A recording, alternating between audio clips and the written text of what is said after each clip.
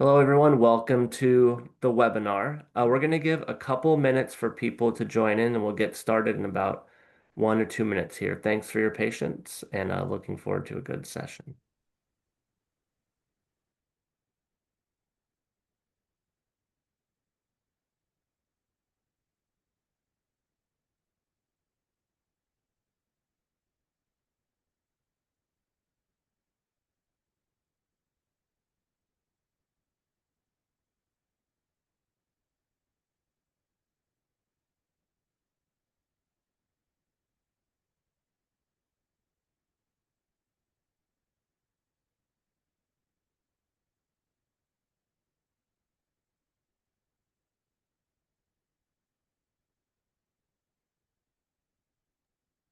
All right. Looks like we have some more people joining in. So, welcome everyone, and good morning, good afternoon, good evening. We're really thrilled to have you join us from wherever you're located around the globe. My name is Sean Lassiter, the Assistant Director of Learning and Development at IHME, and I'll be helping to facilitate this session. Um, and I'm going to turn it over to Chris in just 1 minute. I just wanted to have a couple notes about sort of housekeeping regarding the webinar. Just noting that this is being recorded and it will be made available on our website for viewing after this is over. And I'll post a link to where you can find that in the chat. Um, you can use the Q&A feature in Zoom to submit a question at any time throughout this lecture. Um, there's time dedicated at the end to Q&A, but please feel free to engage in the chat throughout. And then just noting that because we're in the webinar format in Zoom, that all the participants by default have their cameras and microphones muted. Um, After the session is over, we'll also be posting a link to a survey and appreciate your feedback on topics you'd be interested in learning about in the future. Um, but let's get started. Chris, I'm going to turn it over to you to introduce yourself and get going. Thanks everyone so much. And yeah, Chris, over to you. Thank you, Sean. I'm Chris Murray. I'm the director of the Institute for Health Metrics and Evaluation. I'm also the founder of the Global Burden of Disease, along with Alan Lopez 34 years ago. And I remain the principal investigator for the GBD. So what is GBD? The GBD is, I like to think of as rules-based evidence synthesis for global health. It emphasis there on a systematic scientific effort to measure health loss around the world, disaggregated by disease and injury, and for a number of risk factors. The first GBD, which we started in 1991, was for the year 1990 for 106 conditions, 10 risk factors, 5 age groups, and 8 regions of the world. Now, in GBD 2023, we present not a single year of assessment, but a time series from 1990 to present. We cover 375 diseases and injuries, more than 3,500 disabling sequela or clinical sequela of those diseases and injuries. And it's for 204 countries and territories. 20 countries are at the subnational level, and we cover 88 risk factors. Now, if you're interested in the history of the GBD, there is a paper I wrote a few years back for the 30th anniversary of the GBD that published in Nature Medicine that gives some of the background and some of the reasons for the GBD and some of the principles that we use in the GBD to this day. Now, let's make sure we can move forward through the slides. There we go. Underlying the whole approach is the notion that everyone deserves to live a long life in full health. And what we're trying to do is quantify how different diseases, injuries, and risk factors stop people living a long life in full health. And so that we can get a sense of the magnitude of problems. Are we making progress over time, or are things getting worse over time? A very key part of the study, particularly in the last 15 years of the GBD, or I'd say 16, 17 years, has been the emphasis on a large collaboration around the world. We have more than 17,000 collaborators from 167 countries distributed, as you can see on this map. And the role of collaborators is to identify key data sources, ground truth, the validity of those sources, vet the models that are produced, vet the published estimates, critique the results, write papers, write policy reports, engage locally with decision makers, and many interesting, innovative, with such a large collaboration applications on the GBD, as we might discuss in Q&A. The GBD does have subnational locations, and the countries in green are in GBD 2023 in the public results. And we are working currently with Santé Publique in France to do French subnational burden, and with the Public Health Agency in the Kingdom of Saudi Arabia. And we have some more subnationals like Colombia coming online in the next cycle after that. Now, in some countries, such as the US, funded by the National Institutes of Health, GBD is beyond the state level, and it's brought down to the county level and even broken down by race and ethnicity. So there's actually nearly 10,000 units of analysis for the GBD underway in the United States, as an example. I'm going to make use heavily in this presentation of methods and key findings of an online tool you can go to whenever you want called GBD Compare. It's in multiple languages, so you can get figures and graphs and tables in well over 10 languages. And there's a second online tool if you're interested in more detail of what are the data sources that go into estimating a disease, an injury, or a risk factor in a particular place.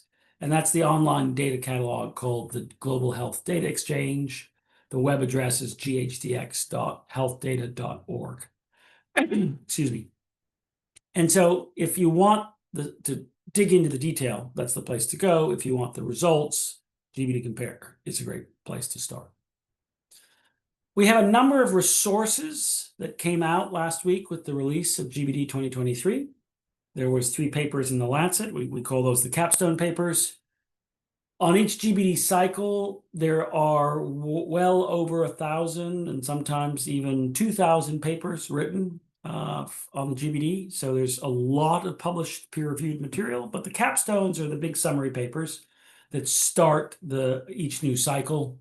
There's training and learning resources, and then we are right now part of GBD Learning Week, where we have these webinars and other resources available to you, and the QR code can direct you to more. Now, since GBD 1990, we have had some core principles that we have adopted and used to this day, and they're useful to articulate these. First core principle is that we make estimates for every age, sex, country, year, and if it's subnational units, for every outcome of interest in the GBD. So even when there's no data or the data are inconsistent, which is almost a harder problem, we still make estimates. And the question is why? And the reason is that too often in the policy sphere, the no estimate is equated with no problem. And so if you go back to the beginning of the GBD, there were no mental health estimates around the world. And so many governments just didn't pay attention to mental health. And so it took the GBD to come along and say, no. Here's our best assessment using data from the region or elsewhere to say this is what's likely occurring. And it's a motivator both to pay attention to things that may have been neglected, as well as, here are places where you might want to invest more in collecting data. Second principle is the notion of comprehensive accounting. There's lots of great researchers, analysts that drill deeply into a single disease or injury or even a risk factor. And those research is super helpful and has been, the lifeblood of descriptive epidemiology for many decades. What the GBD adds to that is this comprehensive view. We're looking at all the diseases and injuries, all the outcomes, both fatal and non-fatal, and then a very long list, clearly not comprehensive because we keep learning about new risk factors every year, but a very comprehensive list of risk factors. So that comprehensive accounting, particularly in the disease and injury space,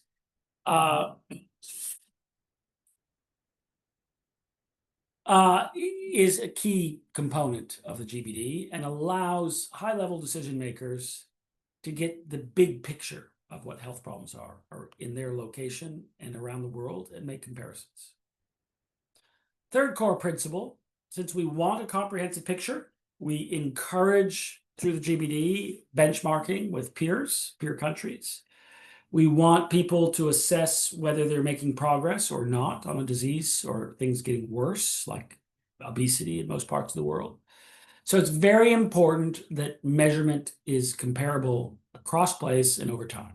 So there's a tremendous amount of work that goes on in the GBD to deal in the data prep and analysis of changes in case definitions, changes in assays, changes in instruments. And we use a technique called crosswalking that is a statistical method to try to make those comparisons and comparability meaningful over time. And when we use ICD-coded data, the International Classification of Diseases and Injuries, we have a quite sophisticated mapping procedure to go from ICD-8 to ICD-9 to ICD-10, soon ICD-11, when it comes online, to the GBD cause list. And that mapping of the ICD also includes dealing with the phenomenon in cause of death analysis of garbage coding, where in some jurisdictions, deaths are assigned to causes that shouldn't be an underlying cause of death or very vague causes of death. And if you don't correct for garbage coding, you don't have comparable measurement, either over time or across place. Dementia is a fantastic example of that, where 35 years ago, a lot of dementia deaths would have been assigned to senility or another vaguely defined code. And over time, physicians' tendency to assign to dementia has gone way up. So if you didn't correct for this, you would think there's an enormous epidemic of dementia at the age, sex specific level, which we don't really see once we correct for the data. Another principle in the GBD is the introduction of summary measures.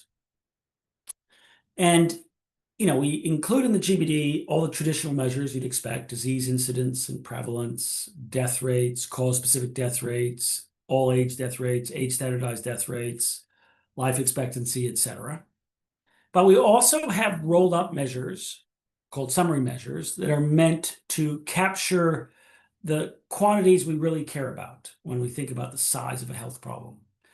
And we think that the right way to measure that, going back to some of the literature of the 1960s, is that you want to measure health loss. How much time, healthy life lost, does each disease, injury, and risk factor contribute to? So we do that by first converting deaths into years of life lost due to premature mortality, which is the basic construct is that a death at young age represents more lost life than a death at, let's say, 95. And then we take the prevalence of all of those clinical sequelae that we have in the GBD, 3,500 plus, and we take from surveys the public's view of severity and multiply the public's view of severity of health loss times the prevalence of these many thousands of sequelae. And that's years lived with disability. The sum of those two is disability adjusted life years, are one of our two apex measures. And then we take all of that information, age-specific mortality, the prevalence of all these conditions, the severity of these conditions, and compute a measure called health-adjusted life expectancy, a positive measure of health. Now, everyone wants to know, where do the health state weights or the severity weights come from? And what they come from is a series of household surveys, large-scale population surveys conducted by other countries, and then some online surveying as well. So cumulatively, we've now collected data from more than 500,000 respondents, And that's what's used to get the severity weight used in the computation of years lived with disability or DALYs. Now, we try to answer 4 questions in each cycle of the GBD. How many people die by age, by sex, by location, by year? Secondly, what do they die from? What are the underlying causes of disease and injury? Thirdly, what are the incidence and prevalence of health outcomes? And what is the functional loss associated with those health outcomes?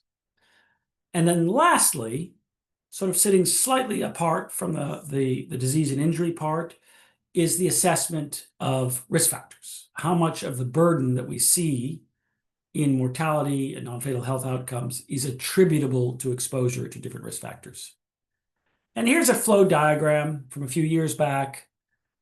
And we have ever more complicated flow diagrams if you really want to see all the pieces of the GBD, but this gives you an idea that there's a demographic analysis, there's a cause of death analysis in green, there's the non-fatal analysis, including comorbidity assessment in purple, and then there's the risk factor component. Now, one of the key things for both causes of death and non-fatal health outcomes is our disease and injury list. It's hierarchical, meaning we start with 3 level 1 causes, the communicable, maternal, neonatal, and nutritional causes, the causes that are correlated with poverty. Then we have non-communicable causes and then injuries. And then below that level 1, split into 3 groups, we have 22 large groupings, things like cancer, cardiovascular disease, maternal causes. And then below that, we have specific diseases. So for example, cardiovascular diseases gets broken into ischemic heart disease, stroke, and 4 or 5 others. And then even below that, we have a more specific set of causes where it's needed. For example, stroke gets split into hemorrhagic and thrombotic stroke. For the risk factor work, I just want to flag that there are 3 parts that go into the analysis. Exposure of the risk factor, how many people smoke, for example, how many cigarettes, by age, by sex, by year. The relative risk of an outcome, what's the risk of ischemic heart disease if you smoke, as a function of how much you smoke. And then the third part we need for the risk factor assessment, because risk factors are a counterfactual assessment. What would be the burden of disease if people had been exposed to the lowest level of risk associated with that risk factor? And that's called the theoretical minimum risk exposure level. So attributable burden is the change in burden today if everybody in the past had been exposed to the theoretical minimum risk exposure level, what we call the TMREL. Now, in the last 5 years, we have tried to help users get some insight, not only into uncertainty in attributable burden, but how confident are we in the causal connection between an exposure and an outcome. And this is the development of the burden of proof methods that the methods are published in Nature Medicine. We've had some 15 papers since then on burden of proof methods. And these now go into the GBD, and from it we get a star rating of the exposure outcome relationship. This is a 5-star association, and there's an online tool. You can explore this, and you can explore all the studies for a given risk outcome pair that go into the GBD relative risk curve. And this one is a 5-star relationship. It's high systolic blood pressure and ischemic heart disease. And there's lots of data. As you can see, it's a very strong relationship. And the way the method works gives us a 5-star association. There are many associations, for example, ischemic heart disease and red meat consumption, where the between study heterogeneity is so large that in this burden of proof approach that includes between study heterogeneity in the uncertainty interval, the bounds of the uncertainty interval might actually cross the null, and in which case that's a 1-star relationship. And we see that reflected in various associations, some of which people think are very strong, but the evidence doesn't actually support the strength of that association. Okay, So now we're going to go from what is the GBD, super high level discussion of methods, into the results. And of course, with many billions of results in the GBD, think of all the diseases, clinical outcomes, risk factors, location, age, sex, year. We're not going to go through them all, but I'm going to give you some high level findings. Let's start with life expectancy. This is a plot both of our life expectancies from 1990 to 2023 and forecasts 2050. These forecasts were published actually last year in May of 2024. But they give the key point here on the left-hand side of the diagram, which is life expectancy has generally been improving. There was the dip due to COVID in 2020 and 2021, a little bit 2022 in some countries. And the gap between the worst off and the best off in terms of regions, or in this case, super regions, which is a unit of geographical aggregation in the GBD, has been narrowing a bit over time. An easier way to see that is on these life expectancy change plots. You can see these plots, by the way, for any time interval, for any set of countries or any aggregation of countries that you might be interested in the tool GBD Compare. It's one of the options you can look at. These are very interesting diagrams. This is for World Bank income groupings of countries. And let's start at the top, which is World Bank low income.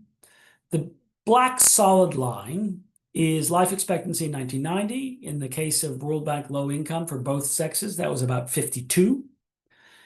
And then the dashed line on the right-hand side is life expectancy in 2023, which for low-income countries is about 64, or 63 and a half, I should say. But using a method called the Dasgupta decomposition, this also is showing the contribution to that increase in life expectancy from different causes. And if a cause got worse in the interval, it'll be left of the black solid line. If a cause became smaller and contributed to longer life expectancy, it's a colored slice to the right. And most of the increase in low-income countries is in those red colors, and it's a mixture of declines in maternal and neonatal mortality, vaccine-preventable diseases, malaria, diarrhea, pneumonia, and even a little bit due to HIV/AIDS. World Bank lower and middle income, the improvement was smaller than low income.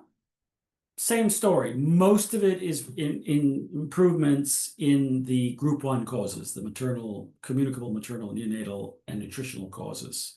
A little bit in blue, progress in cancer and cardiovascular disease. A little bit in green, which it turned out to be road injuries. Go to World Bank upper middle income. Now the improvements also a bit smaller. And we see that the majority of the improvement is actually in blue from non-communicable causes. Cardiovascular, the biggest one, the darker blue, cancer, but also contributions from digestive diseases and chronic respiratory diseases. And then the smallest improvement in the last 33 years is in the high-income world. And you can actually see there's a light blue bar left of the vertical black line, which is the increase in drug use disorders over that time interval. Now, let's go on to looking at regions. So instead of grouping countries by their income level, these are the 21 GBD regions. Story pretty similar. Biggest improvements are in Eastern, Central, and Western Sub-Saharan Africa and South Asia. At the top, most of that improvement is in the red colors, which is reductions in communicable maternal and neonatal causes. And as you go down, this is for males, by the way, you see that the regions at the bottom there, Australasia has the highest life expectancy as a region in 2023 for males. But almost all of the improvement as you get into the high-income world is in the reductions in cardiovascular disease, cancer, and some other NCDs. For females, a very similar story. One little interesting tidbit there is that whereas for males, Australasia is the best region. For females, it's still high income Asia Pacific. That's Japan, South Korea, Taiwan, Singapore, etc. Here's a map of life expectancy in 2023. And despite that picture of progress and some narrowing of the gap, at the both sex level, life expectancy spans 30 years, from the worst off in Central African Republic to the best off in Singapore for both sexes combined at 85. So still extraordinary disparity even in 2023. And those disparities may get worse because of some of the budget cuts that we've seen this year as we look into 2025. Now, another way to think about the GBD is to look at deaths by age. So this is one of the views in GBD Compare, and it's showing the number of deaths back in 1990 by age. And in general, from age 5 on up, we use 5-year age groups in the GBD and then 95 plus at the end. But below age 5, because the pattern of disease varies by early neonatal, late neonatal, post-neonatal, even within the postnatal period before and after maternal antibodies dissipate, we have broken down the under 5 age group into a number of categories shown here. And you can see that, the under 5 mortality is dominated by red causes. These are communicable and neonatal causes. Then in the age groups from about 10 to 40, there's a big role of the greens. These are injuries, whether suicide, violence, road injury, fires, drownings. And then as you get into the older age groups, it's still, the death is really dominated by light or middle blue, which is cardiovascular, and dark blue, which is neoplasms. Big change. Let's do that again. Huge change from 1990 to 2023. Massive reduction in deaths in under age 5. It's one of the great triumphs of global health. And a huge shift to older age. And quite remarkably, that in 2023, the modal, not mean, not median, but the modal, the age group with the most deaths is already 80 to 84. So we're really in a period of dramatic global shift towards death at older age. And that death at older age is naturally dominated by cardiovascular disease, cancer, chronic respiratory, diabetes, chronic kidney diseases in purple. Another way to think about death is one of my favorite plots, which is a rectangular pie chart called a tree map. And you can see back in 1990, the contribution of NCD causes in blue, communicable maternal and neonatal in reds, get the same theme. We try to do this throughout the tools, same color scheme, and injuries in green. And stroke and IHC stand out as the really big causes of death, not DALY's death, COPD, and then you see big contributions from pneumonia, neonatal causes, diarrhea, malaria, measles, and then smaller contributions from other causes, as you can see. Go forward 33 years, and you see big shift towards blue, lots more deaths from NCDs, stroke and IHD still large, but now Alzheimer's, diabetes, CKD, and COPD really standing out. And we see measles as huge reduction in terms of communicable maternal and neonatal, but still important contributions for lower respiratory infections, neonatal causes, malaria, TB, and HIV. And amongst the injuries, it's falls, suicide, or road injury and violence that stand out. Now, we prefer DALYs because dying at 95 is just not the same as dying at age 5. And DALYs also allow us to capture the contribution of conditions like depression or anxiety that don't kill you, but cause profound functional health loss. Also true for musculoskeletal disorders. And when we look at DALYs, there is this progressive shift globally towards NCDs. 42% of burden was in blue in NCDs back in 1990, up to 64% in 2023. Huge shift. Here's the more detailed breakdown. Here's the DALYs by cause globally, 1990. And now in addition to what we saw for death, we start to see depression, anxiety, back pain, neck pain, other musculoskeletal disorders, congenital disorders coming in amongst the prominent causes. And you see that communicable maternal and neonatal causes are more prominent when you look at DALYs than when you look at death, because they tend to kill people at younger ages than NCDs. Go forward to 2023, that shift towards NCDs is really evident. And you're now starting to see things like hearing loss or headaches and blindness come in, Alzheimer's more prominently, chronic kidney disease and diabetes more prominently than we saw back in 1990. Now, in case you think the whole world is homogeneous, it certainly is not. And this is showing the breakdown of burden in 2023 for low-income countries. And it looks more like the world did in 1990, with this very prominent contribution still from the communicable maternal and neonatal causes, spanning neonatal, malaria, HIV, pneumonias, TB, diarrhea, and a number of others. Now, to really, bring this point home, I'm showing you again from GBD Compare the rank order globally of deaths in 2023 on the left, of years of life lost in the middle column, and DALYs in the far right column. Now, ischemic heart disease is number one in all three views.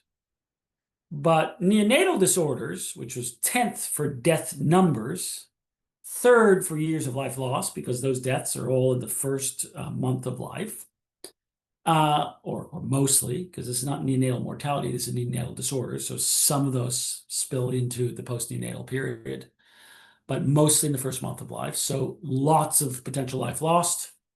And then in DALYs, it goes up to number two, because there's considerable disability that is associated with neonatal disorders, even if you survive that early period of life. Another example of how looking at the different metrics makes a big difference. Malaria doesn't even show up on the left-hand column as a cause in the top 20. It's actually 21, but comes in at number 7 because it tends to kill children or much younger adults and children. So it goes from 21 to 7 when you go from deaths to YLLs. And it's still at number 18 when you take into account DALYs, because the DALY list starts to include many things that don't really cause mortality. Low back pain, depressive disorders, anxiety disorders, headache, age-related hearing loss, show up dietary iron deficiency on the DALY column. They're not in the YLLs. Another way to look at the results and get the big picture is to look at the age pattern of DALYs now. We had looked at deaths, same view, but now for DALYs. And you see, because we weight time spent with a health condition like anxiety or depression in DALYs, you see much more burden in the young to middle-aged adults than you did when we looked at deaths. You see much more burden in children because they've lost so many years of life. And you see big contributions for diabetes in purple, substance abuse in the dark purple, and sense organ and musculoskeletal disorders in some of the other shades of purple. So the view of DALYs by age is very different, and it's worth noting. And of course, all the injuries in green. Now, I've taken that plot I just showed you and converted each column to 100%, just to emphasize how there is a characteristic age pattern of causes. With injuries, the greens prominent, most prominent in age group 20 to 24. Cardiovascular disease and cancers, most prominent in neurological disorders as you get to older age. And then the bump from HIV in dark red in the sort of young to middle-aged adults. The contributions of neonatal disorders, in the first month and a little bit in 1 to 5 months in the sort of salmon color. So classic pattern of the age pattern of birth. Now I'm going to give you two maps. Again, map views are in GBD Compare, so you can look at the spatial distribution. And I'm just taking the two largest causes of DALYs to show you. So first, ischemic heart disease. This is showing you age standardized rates. And I want to give a little flag to users in these tools is you can look at all age rates. So that's burden divided by population. Or you can look at age standardized rates, and they'll look very different because when you go from all age rates to age standardized, you're removing from the comparison differences in age structure of the population. And since high-income countries are much older, low-income countries are much younger, that the difference between all age and age standardized is really quite big. It's worth toggling between them because it's a good way to understand the role of age structure in the burden of disease that we see around the world. And here you can see that ischemic heart disease is highest in the Middle East, in Central Asia, Eastern Europe, and lowest in places like Japan, now starting in Spain or Italy or France and even Australia. Go to neonatal disorders, and the place that stands out most prominently is the Sahel, extending right over to Somalia, which have the highest rates of neonatal burden when we look at age standardized rates. And there's still pockets of very high neonatal in Pakistan, in Laos, as examples, Mozambique, Zimbabwe as well. Now here's that same view, the tree map view, but for 2023, but I've shaded in dark colors the fraction of each cause that can be explained by any of the 88 risk factors combined in the GBD. And of course, to combine risk factors like this, we have to take into account mediation, how different risks operate through each other. So for example, obesity in part operates through high blood pressure. So when we put all the risks together, we have to take into account that mediation. Now, here's probably an easier way to look at risk attributable burden. This is looking at clusters of risks. So like the disease and injury list, where we have levels of the hierarchy, we also group risk factors. So at the most detailed level, we have 88, but then we group them together. So we take, for example, the 15 risks or components of diet and put them all together in this view for dietary risks. And in GBD Compare, you can toggle around, move the sliders, and see different levels of the risk assessment. And I'll give you a flavor of that in a moment. The x-axis here is the percent of global DALYs attributable to each risk, analyzed risk by risk. And despite all the progress we've made in the world, malnutrition is still number one. Number two is high blood pressure, then indoor and outdoor air pollution combined, then tobacco, both smoking, secondhand smoke, and chewing, diet, all of the components put together, and then two very related risks, high fasting plasma glucose and overweight and obesity or high body mass index. Very often, if you ask people in global health what the number one risk factor is, they will tell you water, sanitation, and hygiene, WASH. And you can see WASH is here. It's about 2% of burden, but it's well down the list with many of these other risks, many multiples larger in terms of burden. And if we went back to 1990, WASH would be more prominent, but we've made a lot of progress in WASH, and that's why it's no longer the number one risk in the world. However, when we look at low-income countries, which we will in a moment, it features more prominently. Now, going from this aggregation of risks to the more detailed risks are shown here. And at this more detailed level, number one in the world is high blood pressure, an enormous fraction of burden. 8% of all burden is due to high blood pressure, followed by high blood sugar and smoking, tied at the next level. Then low birth weight, overweight and obesity, ambient air pollution, household air pollution, short gestation, kidney dysfunction, high cholesterol, and lead, bone lead.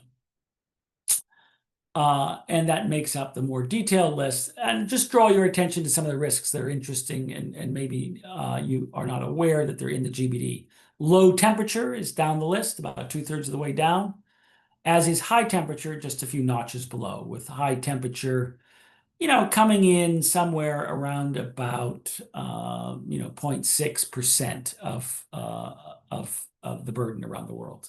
But as we'll see in a bit, going up quite steadily. Now, this is the burden of disease attributable to risks in low-income countries. And you can see how they're now dominated by things that are red and orange. These are the risk factors of poverty that relate to the diseases of poverty. So low birth weight, household air pollution, short gestation, child underweight, child wasting, unsafe water. Then you get high blood pressure, still even in low-income countries, and then you go back to child stunting, unsafe sex, unsafe sanitation, and hand washing. So in addition to the epidemiological transition towards NCDs, we also have this risk transition where the classic risks of poverty steadily come down and they get replaced by the risk factors of NCDs, either going up, like obesity and in low-income places, smoking, or not going down very much at all. On to a few, teasing out from the GBD, a few key observations that we see in the results. So we all talk about under 5 mortality and the progress that we've made in reducing child deaths. And here I'm shifting views to include adolescent mortality with under 5 mortality, calculating a measure which is the probability of death between birth and age 20. And for World Bank income regions on the left panel, that probability of death from birth to age 20 has come down profoundly, 23% in low-income countries down to 10. And you can see in the other World Bank groupings, big reductions. But despite those reductions, there's a 10-fold disparity between low-income and high-income countries in the probability of dying before age 20, 10% to 1%. And the map shows that the places with 10%, in addition to being low income, are really highly concentrated in the Sahel. And, that's a theme that comes out in many of the assessments in the GBD, just how disadvantaged the Sahel is. Highest rates of poverty, highest rates of child and adolescent mortality, and highest rates of fertility. So here's the GBD demographic assessment. And despite progress in all parts of the world in bringing down fertility, what we see is that the total fertility rate, number of births per woman, is 6 or more in the Sahel, or many countries in the Sahel.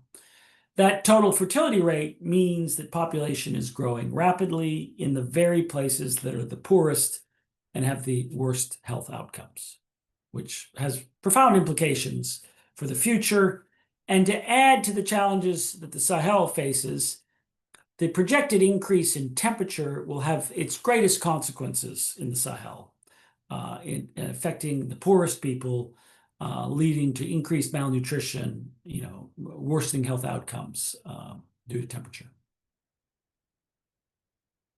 We've talked a lot about the transition to NCDs already, but here's another way of seeing that, which is by World Bank income grouping, where the biggest or the most perhaps profound increase towards a burden of disease profile dominated by NCDs is actually lower middle income countries, the purple line, going from 25% of burden due to NCDs in 1990 to 57% in 2023. Just a reflection that this transition to NCDs happens everywhere, and it's not just something in high-income countries or upper-middle-income countries. It's profound in lower-middle-income countries as well. The burden attributable to mental disorders, particularly depression and anxiety, is steadily increasing. It was increasing even before COVID. It got supercharged during COVID with big increases in depression and anxiety, and continues to rise. There is a lot of controversy as to why. And on the right-hand panel, you can see that the big drivers of mental health burden are schizophrenia, but mostly depression and generalized anxiety disorders. And there is quite a controversy about what's driving up mental health. Is it social media? Is it devices? Is it climate anxiety? Is it change in the family structure? Is it the worsening economic prospects for younger generations? And each of those theories has their proponents. And we'd have to say, from the evidence point of view, we see the burden going up, but we don't really have a definitive answer as to the causes. We're all spending a lot of time thinking about climate. And in the GBD, what we see that the direct effects of high temperature, back in 1990, about 250,000 deaths a year from high temperature. More deaths from cold, low temperature, by the way, but still focusing on heat for the moment. 250K in 1990, going up to 550,000 deaths in 2023. And that distribution of deaths by cause and age is shown on the right. And what's interesting about high temperature is it's affecting all age groups. More deaths, or in this case, DALYs, from infections, particularly respiratory infections in kids, in the red, from suicide, road injury, homicide, in the green colors, and then big contributions from diabetes and kidney disease in purple, and then particularly cardiovascular disease in blue that is very temperature sensitive. One of the great, not great as in good, but the large, important risks that deserves a lot of our attention is overweight and obesity. Amongst the top risks, it is the only one that is getting profoundly worse all over the world. And here is on the panel on the left is not the prevalence of obesity, it's the burden of disease, the fraction of all DALYs attributable to overweight and obesity.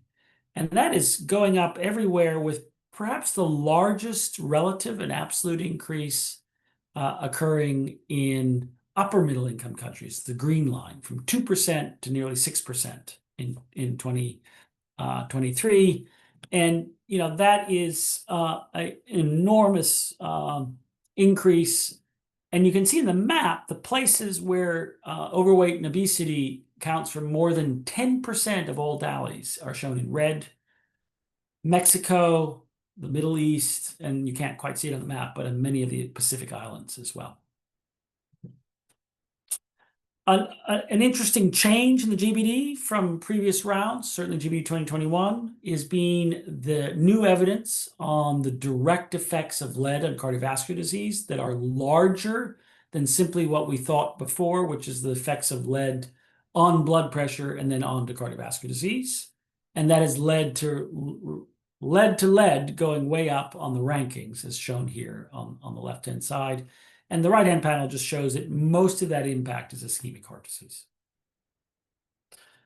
Because of the burden of proof, systematic reviews and meta-analyses on sexual violence against children, we expanded in GBD the number of causes for which there is convincing evidence of an association quite profoundly. And so we now have 14 causes that are where sexual violence experienced as a child leads to these diseases in adulthood. So this is a plot showing burden in 15 to 49 attributable to sexual violence of these 15 to 14 nine-year-olds when they were children. Now, one thing about having a curated, standardized database of outcomes is you can use that to investigate how health systems are performing or doing.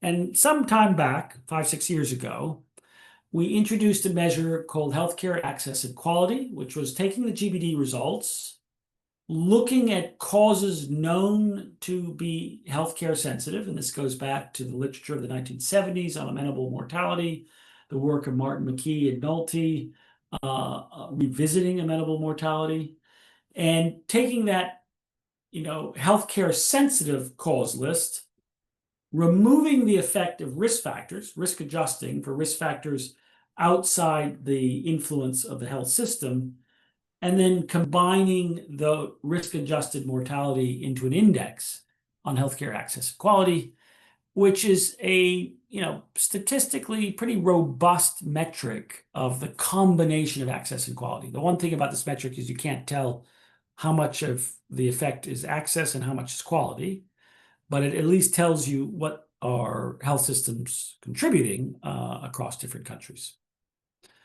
Now, Joe Dielman, Amy Latsuka, and others took the GBD results, in this case, HAIL, and applied an econometric method called stochastic frontier analysis to answer the following question. If you take into account a country's level of development, measured through the socio-demographic index, one of the things we have in the GBD, and total healthcare spending per capita, how far away was each country from what's called the frontier in economic analysis, namely the best observed level of the outcome for your level of development and spend?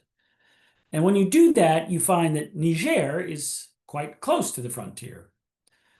Even though it's low level of development, low spending, it's doing well compared to what's possible at that level of spend and development. In contrast, the United States is quite far from the frontier, measured here in terms of units of healthy life expectancy. High spending, high development status, poor outcomes compared to, let's say, a Spain and Italy, who are closer to the frontier, or Switzerland for that matter. So there's lots of ways to use the GBD results to sort of derive some insights into how systems are performing. Now I'm going to close and pass it over to Sean for Q&A moderation with this plot of this slide of this resources that I showed earlier, the capstone publications, the training and learning resources, the online tools, data sets you can download if you want to manipulate them and do analyses yourself, and then media resources as well. So over to you, Sean. Thank you, Chris. So a number of questions have come in. We'll try to get to as many as we can here. And I'm going to sort of group them because some of them are related. We have one question. Could you talk about how data is extrapolated to estimate data where there may be gaps in the collection? And how does that affect analysis or interpretation of any said data? Yes. So, over the 34 years of GBD, particularly accelerating in the last 20, has been the development of a suite of Bayesian statistical methods used to both make estimates where there are data, because often the data is noisy, and we want to extract the noise, and make predictions for where there are no data. So for all-cause mortality and now for cause of death mortality, we use a method called OneMod, which is a Bayesian modeling framework. And that's used to both fit the data where it's present, as well as make predictions where there are no data.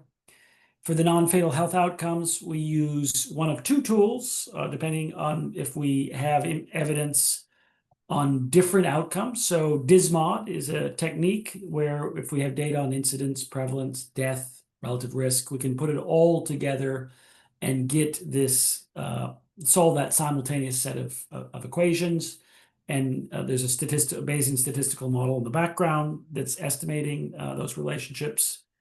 We also have a thing that is a sort of more standard spatiotemporal Gaussian process regression tool for risk factor exposure and diseases where that we don't have the benefit of incidence and prevalence and death data. And then on the relative risk side, we have that burden of proof risk tool I talked about to get the risk functions where there are data, and then use one of these other tools, DISMOD or STGPR, to estimate the exposure level around risks. So, we have these sort of workhorse tools that we use extensively, and these tools are really quite complicated in the sense that they're Bayesian and we borrow strength from, if you have no data, let's say on depression in Niger, we're trying to borrow strength from mental health surveys, maybe in the region of West Africa, in addition to using covariates to help in the predictions. Um, Another question that's come in is what are the nutritional causes that are included in the GBD? Well, on the disease and injury list, we have a mutually exclusive and collectively exhaustive list of diseases and injuries. So every condition is in the GBD list. Sometimes, we group them into these categories that cover a number of smaller conditions, but they're still estimated. So there's nothing left out. So on the nutritional deficiencies, for the diseases and injuries, we're estimating, marasmus, kwashiorkor, on the disease, injuries, outcomes. On the risk side, we're estimating stunting, wasting, child growth failure. Childhood underweight as a cluster of child growth failure. We're also estimating anemia separately as a risk factor. Um, Another question here is, could you explain the change in life expectancy plots once again in relation to the solid and dotted black lines corresponding to life expectancy in 1990 versus 2023? This was the plot showing results in sub-Saharan Africa. And why is the dotted line before the solid black line? So if you look at southern sub-Saharan Africa, very good observation. The dashed line is to the left of the solid line. The solid line, remember, is life expectancy in 1990. And what that says is that in that region, uniquely, amongst all the GBD regions over this time interval, life expectancy in 2023 is lower than in 1990. And that's due to the big red bar, which is HIV. Now, if we were to show 2005 to 2023, we would show that life expectancy has grown from 2005 to 2023 because the peak of HIV was around 2005. And the rollout of ART has meant that HIV is less now. So it's sort of when you make these comparisons, you're comparing between one year and another. And you may miss the fact, which is why there's other views, that things got worse up to 2005 and then have been getting better, but they're still a little bit worse in 2023 than they were in 1990. And that's why the dashed line is to the left of the solid line in that place.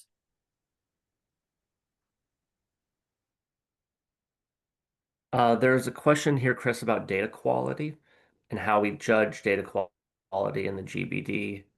For example, is there a metric that judges the quality of data from each country, or do the statistical tools make that unnecessary? Well, we've been able to make more progress on standardized quality assessment and reporting of cause of death data. So we actually have a star rating system, which takes into account coverage, the completeness of the cause list, the fraction of garbage codes that are used, etc. And so you can look up and find the star rating for cause of death data. We have not been, and as I mentioned, we have the star rating for the relative risk part of the risk factor assessment, the burden of proof method. We have not had a standardized quality assessment tool that covers all the other data sources, like for non-fatal health outcomes. There's just too many different types of sources. And so what we have is an approach that is quite condition specific. So take an example. We define for each outcome in the non-fatal part what we call our reference definition of a case and reference assay and measurement method. So this is what we think of as the highest quality. And then we say, look, that's the highest quality, but here are these different alternative measurements that we see. And then we try, as I mentioned at the beginning, to evaluate those alternatives compared to the reference where we have overlapping measurement.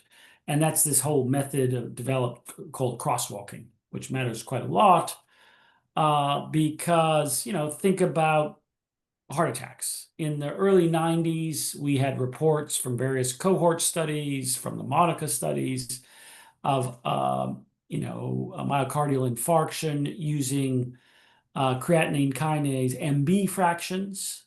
But then the field of cardiology shifted to the use of troponins in the mid to late 90s, which had higher sensitivity and maybe somewhat better specificity as well. But the thing about troponins with higher sensitivity is you had a big jump. So if we didn't correct for that or take into account the quality there, we would falsely think ischemic heart disease was shooting up everywhere. But it wasn't in that case. And so we figured out a way to map between the lower quality, CKMB type data to the higher quality troponin-based data. And so there's a lot of detail, condition by condition, and sequela by sequela in some cases in trying to figure out how to deal with the quality of the data. And then, where we use household survey data for a number of outcomes, there's more traditional measures like, response rates. And if things look really bad, really low response rates, we just don't use that data source in the analysis. Chris, there's a couple questions about subnational data, um, and how we address gaps or unavailability or missing data at the subnational level. I mean, we treat subnational assessment just like we do everything else. We try to work with our partners in the country, usually the government, doing subnational, to try to find all the sources. And often, when there is a subnational assessment, we end up with many more collaborators joining in that country. And you find, depending on the place, a remarkable amount of subnational data.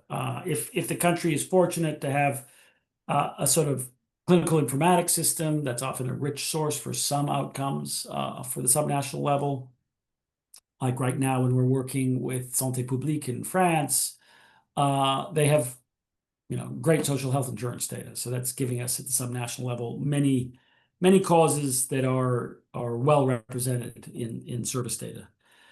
So when there is not data, then we depend very heavily on the modeling to fill in the gaps and depend very importantly on getting good covariate values that help drive the models at the subnational level. Most important amongst those being income per capita, educational attainment, are the two most important, but there are a number of others. Smoking, access to ART for HIV, et cetera. So there's probably about 30 covariates that are heavily used in the models. Now, we don't choose the covariates. The choice of covariates is through a particular, algorithm that looks at out of sample predictive validity and tests, a huge array of covariate combinations, and that's what's used. But it's very important for the subnational to get both all the data that exists and good covariate values at the subnational